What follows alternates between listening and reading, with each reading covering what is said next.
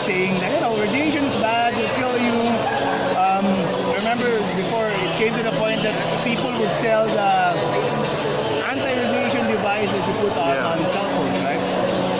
So how do we basically, how can we actually basically spread the word that it's safe? Because even my mother-in-law doesn't want my kids to use the phone too much. Look, I really don't think that there's an easy solution.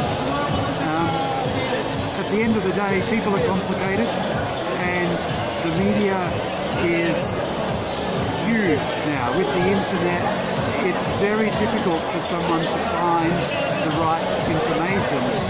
And even if we have an interview and we set the record straight, the chance of that information affecting the person and them not being affected by all of the fake news and misguided news as well is pretty small. So it's a very slow process. There's no magic bullet.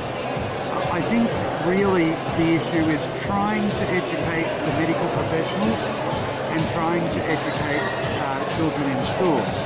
I think if they can understand what's happening and it demystifies it, that's where we'll make progress. But it's going to be a very slow process because at the end of the day, who's your mother-in-law going to believe? So technically, based on your presentation and what the Undersecretary mentioned, was that the radiation from the cell sites, the towers, is technically way below than the standard safety that's been set, right? Yeah, that's right. So really what you've got is you've got the health effect, then you've got a reduction factor of 50, so 50 times lower is what people are allowed to be exposed to, and then the base stations are about 100 to 1,000 times below that. So we're talking a really low level. And even the health effect, strictly speaking, is not a health effect. It's a conservative level of change that we think it's best to try to avoid that. But workers, for instance, in hot environments are allowed to be much hotter than that. What we're talking about is a temperature change as our health effect up here of 1 degree core temperature change. Now, we have a ½ degree natural fluctuation over a 24-hour cycle. So we really are talking about a very high change. So we've got that, we divide by 50, then we divide by another 100 to 1,000, and that's what we're talking about with the base station or cell tower exposure. It is something that we could not detect unless we had an extremely sensitive experiment to do. There's no truth to the stories before coming out that if you use your cell phone too much or live under the cell site tower, I'm asking this because we used to have one right on top of our building, that there's a very high chance of you getting cancer, whatever. No, it's absolutely false. Yeah. What's the difference between ionizing and non-ionizing? Okay, so that was mentioned a while back. Yeah, so when we look at the electromagnetic spectrum, okay, from a field that doesn't move to a field that moves really fast, okay, we get an increase in frequency. And somewhere along the line we get radio frequency emissions, and then we keep going up and we get ionizing radiation. Now the difference is, with ionizing radiation, there is so much power there that it can basically separate molecules. So it's got enough power to what we say ionize, to remove ions from molecules. But it does require a lot of energy, and that's how you get cancer. It's that movement, okay, that separation of molecules, which is sufficient to cause a change in DNA, which can cause cancer. But what we're talking about, the power is so small compared to that. We just can't do that. And that's where we're talking about quite a different phenomenon. So the things that we see as having an effect are heating. And certainly if the power is sufficient, you'll cook something. It's a microwave oven. But where the the idea of cancer coming in is in many ways a leftover from the ionizing radiation. And what we find is people made that analogy and said, oh, you must also be getting cancer here. But then when it turned out that the mechanism was heating, some other theories started to emerge and say, oh, well, maybe there are these other things. Because of resonance, we can create different phenomena, which even though the energy is small, with resonance it multiplies. And then we can, and so all of these are possibilities, but every one of them has been looked at and so far failed to find any evidence in support of it. So at the moment, the limits are protective against everything, but the only effects that that are likely to occur are due to heating. There are some other effects which are non-thermal, which are still possible, and so you can in effect get nerve stimulation, and there's another thing called electroporation, which works by a different phenomena, but because it's extremely unlikely to occur, it doesn't tend to be so interesting to people. So technically, in short, it's very, very, very safe to live near a cell site, cell tower, and it's technically safe to use your phones. That's right. It's but even the phone, a phone can operate at the limit.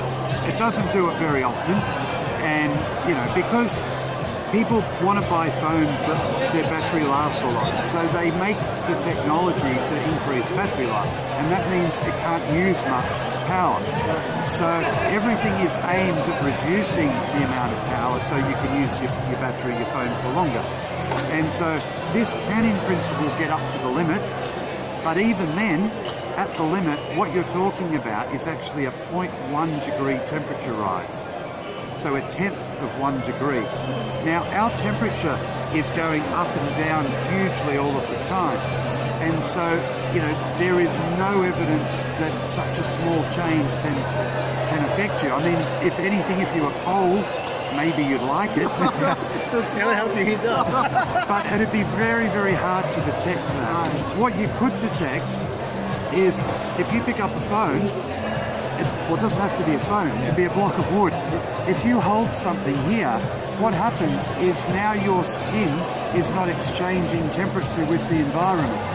So it's nothing to do with the RF, but you could get an increase in temperature of 0.5 degree or so because you've stopped your thermoregulation. Right. But again, nothing to do with the radiation. So when it comes to the phone, the phone is also absolutely safe. It's just when we talk about the base station, it's even safer than, we're really talking about things that are just kind of magical at that stage. Okay, so that's where else can we, for example, where can we direct our readers to actually get more information about the... Okay, look, on the ICNIRP website, which is just icnirp.org, or .org.de.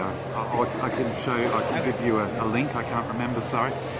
But on that website, there's quite a bit of background information about what radiation is, quite a few frequently asked questions, that kind of thing. So that's probably a good place to start.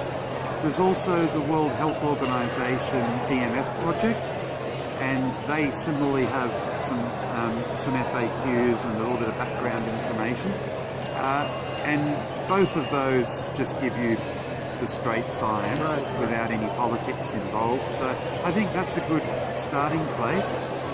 Beyond that, it gets difficult because you'll have organisations that have websites that are factual, but they're also trying to push the telecommunications side. So they put it in a way that's a little bit salesy. And so that can be a bit counterproductive, I think, because it makes people reject what they're reading. And on the other side, you've got websites that just tell a lot of rubbish, and that's very misleading and is a very bad thing. I think in the presentation there was one of the pictures I put up was from one of those websites. So there's an awful lot in between, but I'd say that the best place is probably those two sources. Beyond that, I'd find it difficult to recommend. I mean, even the Australian government has their website, which is very good in many ways, but it also uses precautionary messages, which I don't believe are justified, and I don't think they justify it. And that can make people feel more anxious as well, as I described in the presentation. So that can be good, but there's also a few negatives. We have a website for the Australian Centre for Electromagnetic Bioeffects Research, and similarly we have some FAQs and a bit of background information, but I think the difficulty there is it's not all-encompassing enough. But it still could be useful to have a little bit of a browse, and that's I think uow.acebr.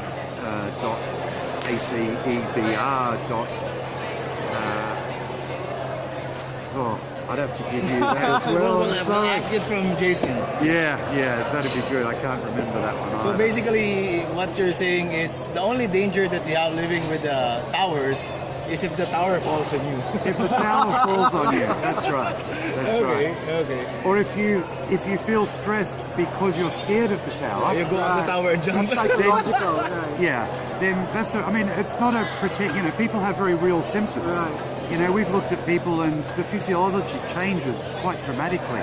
It's just that it's not to do with the EMF itself. It's more in psychosomatic. Yeah. It's actually probably, I don't know if this is true, if it's more dangerous to live in electrical tower than a telecommunications tower.